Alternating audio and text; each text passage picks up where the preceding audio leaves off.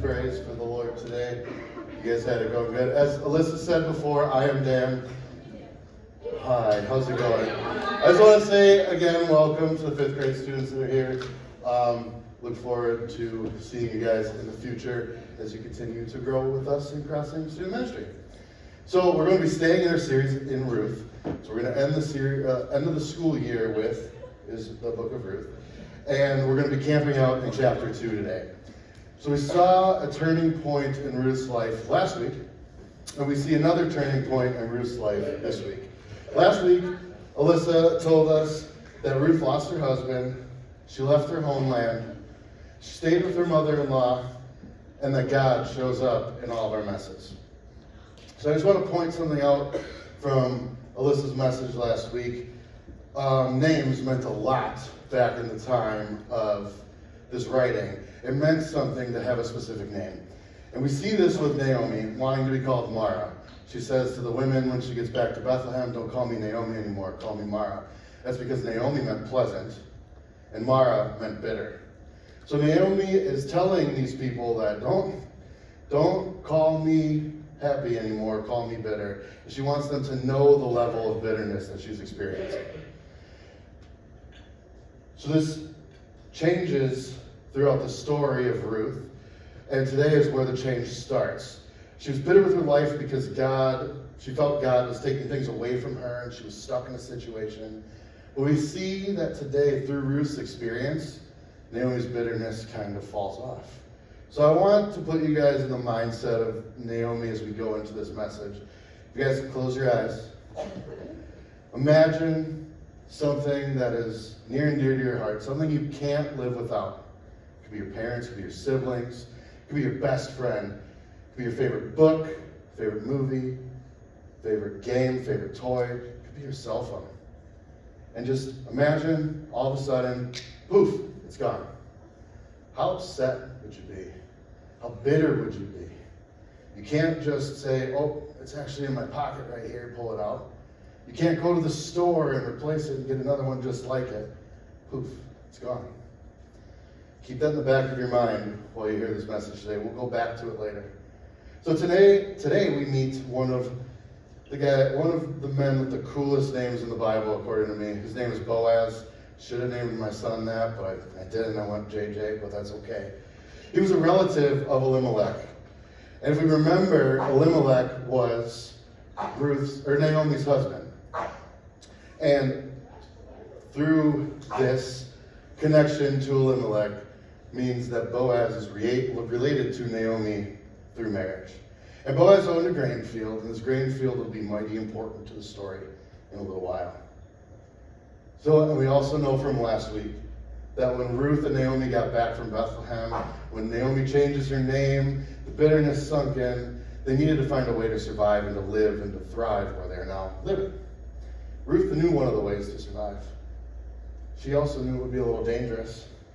Ruth asked Naomi in Ruth 2:2a, it says, Ruth the Moabite said to Naomi, let me go to the fields and pick up the leftover grain behind anyone in whose eyes I find favor.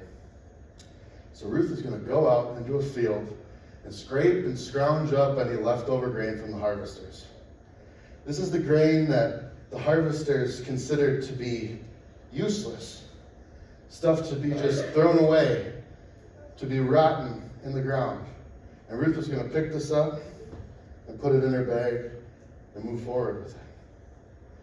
She was going to utilize that grain that they determined to be not worth collecting. She wasn't going to get the nice, shiny, full pieces of grain like the M&Ms to put in her pocket, like the harvesters went forward with. Well, we knew that she had to get permission to do this in the field. You couldn't just walk into someone's field and take their product. They would think that's stealing. We see a little later in the story that Ruth gets this permission, but she could have walked up to that field. She could have found the man in charge and been like, hey, I would like to go pick up the scraps you have on the ground. He could have been like, okay, go ahead, follow behind everybody and pick it up. She could have walked into the field and started picking stuff up, and one of the harvesters turned back and is like, I don't know who that is. I don't know if she got permission. He runs over. He could have did some major harm to her.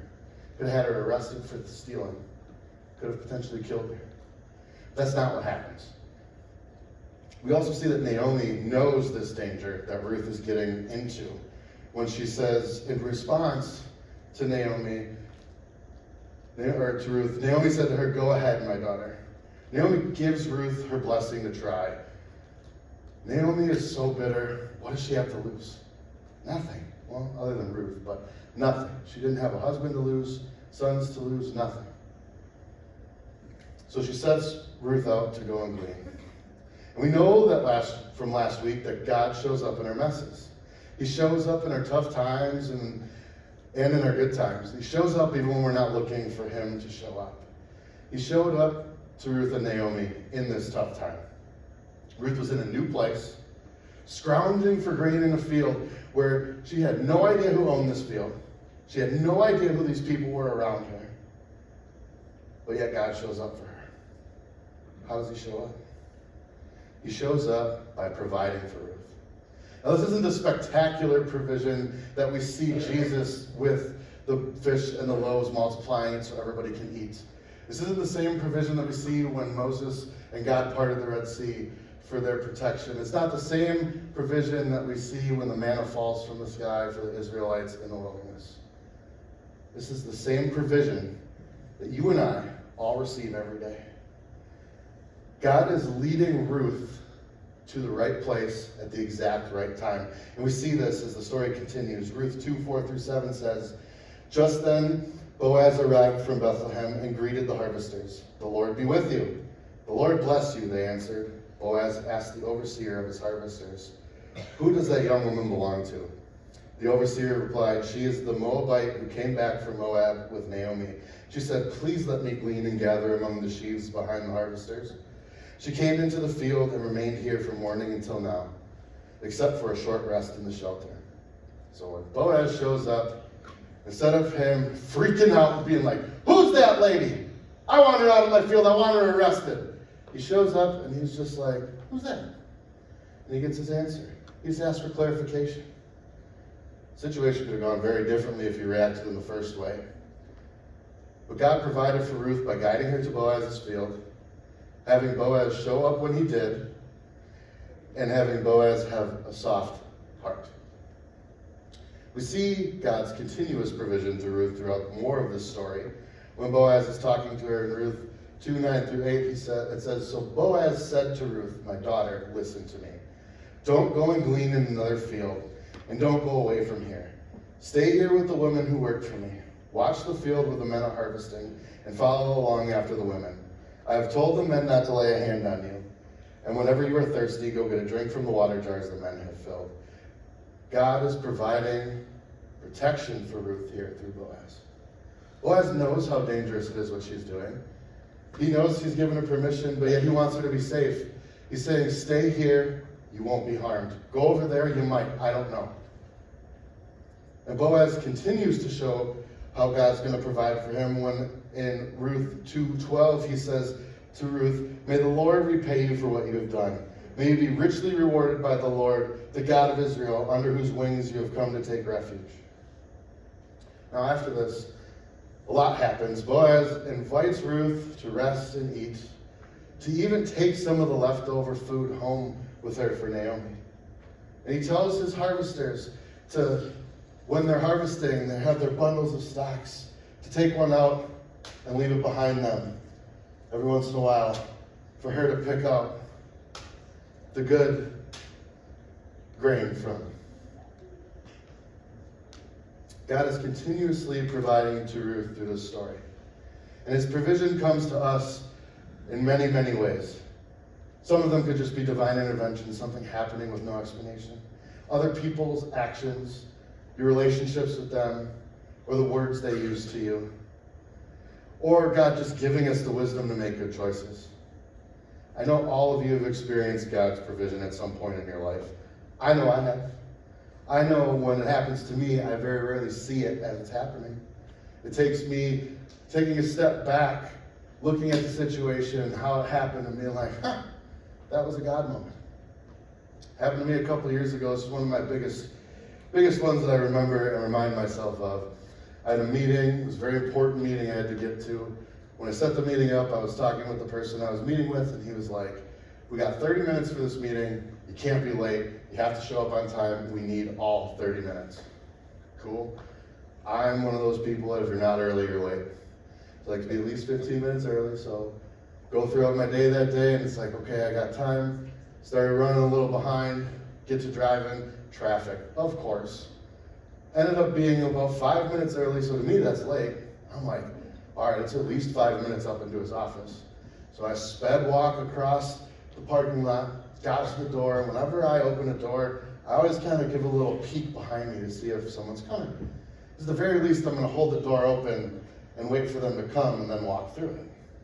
I see this older lady walking up with the walker, get closer and closer, and I'm like, all right, so I stand there and I hold the door open. She's walking up to me, it's slow. May have been a lot faster than I perceived it, but it seemed really slow. And she starts chit-chatting with me, thanking me for holding the door open. I'm like, all right, lady, I gotta go. I gotta get to this meeting. Wasn't acting that way, it's just what I was thinking. Just really short answers with her. And she got through the door, and I was like, okay. So I race over to the elevator, go up to the 3rd floor, race over to his office. He's not there. I'm like, whoo, I did it this time. I really messed this up. So I pull out my phone to call him up and be like, hey, my bad. And I see that he texted me. He says, hey, Dan, I got caught up in another meeting. I moved some things around. I'm going to be a couple minutes late. We got plenty of time for your meeting. I'll be there in about 10 minutes. This all happened while I was helping the lady. And I was like, okay, cool. I'm actually early now. God provided for me through my provision of the other, by providing for the other lady to get through the door. In that moment, God allowed me to still have my meeting and have extra time. So chapter 1 of Ruth tells us that Ruth turns to God. She tells Naomi straight up, your God is now my God. God is showing his faithfulness to Ruth through her story as well. We'll see more of this faithfulness as we continue on in the book, but it starts here. We see God's faithfulness when Ruth is talking to Naomi after the day of meeting Boaz. In Ruth 2:21-22, it says, then Ruth the Moabite said, he even said to me, stay with my workers until they have finished harvesting all my grain. Naomi said to Ruth, her daughter-in-law, it will be good for you, my daughter, to go with the women who work for him, because in someone else's field you might be harmed. That's where I said Naomi knew it was going to be dangerous. She just proved it through this passage. And God's showing his faithfulness and his continued provision for Ruth. Instead of Boaz saying, cool, you did your day's work, now get out of here. He said, stay, keep working until the harvest is done. And Boaz says, stay safe, stay with my field, don't go anywhere else. Now, Ruth had no idea what the next day, the next week, the next month, the next year was going to look like in her life. She had no previous knowledge of the land she was in. She had no idea of the intentions of the people that she was working with or was talking to. And she knew Naomi, and that was about it. And she trusted that Naomi knew what she was doing when she brought them back to Bethlehem. She also trusted God as a new believer. She started out faithful, and God shows his faithfulness in return through Ruth. So remember back in the beginning, I told you guys to think about something that you lost and how bitter and upset you'd be. Think about something that would make you happy. Maybe it's getting a new godly friendship. Maybe it's accomplishing something you've always wanted to accomplish. Maybe it's the future, growing up and getting the dream job you wanted and having the family that you want. Or maybe it's just having someone do something amazing and nice for you. We see Naomi's bitterness start to change here at the end of Ruth chapter 2. In Ruth 2:20, when Naomi says, the Lord bless him, Naomi said to her daughter-in-law. He has not stopped showing his kindness to the living and the dead. Naomi here is seeing God's faithfulness and provision and turning her back on her bitterness and turning back towards her pleasantness. God is faithful, guys. He's faithful even when we don't know where we're going or why. He's faithful when we don't do the things that we're supposed to be doing. He's faithful when we argue with our parents. He's faithful when we have fights with our friends. He's faithful when we disrespect others. God will always be faithful to us. He strives to be in relationship with every single human. God is faithful to us even when we don't think we deserve it. If God was only faithful when he felt like it, or it was convenient for him, or he was just providing for us when it felt like it was convenient, or he felt like it, or he did all that stuff if we were just following every single command that he has, God wouldn't be acting characteristic of God. The faithful, the loving, the kind, the good God that we know.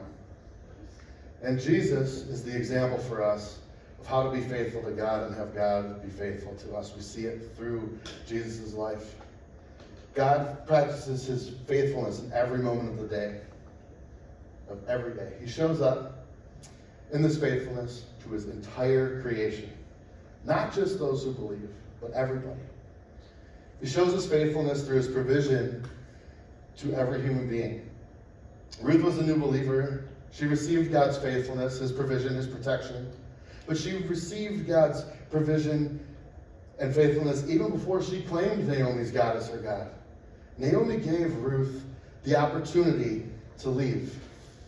She gave Ruth the opportunity to stay in her homeland. But she chose to trust that Naomi was going to take her to someplace prosperous. Ruth never would have had the opportunity to meet Boaz or to become the great-grandmother of David if she hadn't came with Naomi. God's faithfulness to Ruth sets the stage for Jesus to come to earth and redeem the entirety of humanity. So as the worship team comes up, I would like to challenge you all tonight.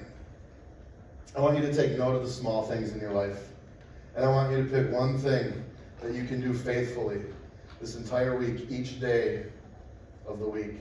It can be something as simple as taking 30 minutes each day to spend in silence and prayer with God. And it can be something as big as finding a different student at school each day to pray with and for. But I want you to do it each day. And I want you to remember your faithfulness to God. I want you to remember God's faithfulness to you. I want you to remind yourself that God is going to provide for you, even if you don't recognize it right away, even if you're not looking for it. Trust God sees it, and is with you. Be the faithfulness of God to those around you. We pray with me. Father God, thank you for this day. Thank you for the opportunity to walk through Ruth. Thank you for your faithfulness you show us each and every day. I pray that I can show you my faithfulness. I pray that these students and volunteers can show you their faithfulness. God, I thank you for your provision. I thank you for everything that you've done and will do for us. I pray that your provision is seen by these students. I pray that these students feel your presence in their hard times. I pray that any student that is questioning their faith can feel your provision, your faithfulness, and your presence daily. I pray that all the students present here can be a beacon of your faithfulness to others. Do a mighty work in their lives, God. We thank you and love you. Pray all this in the powerful name of your Son, Jesus Christ.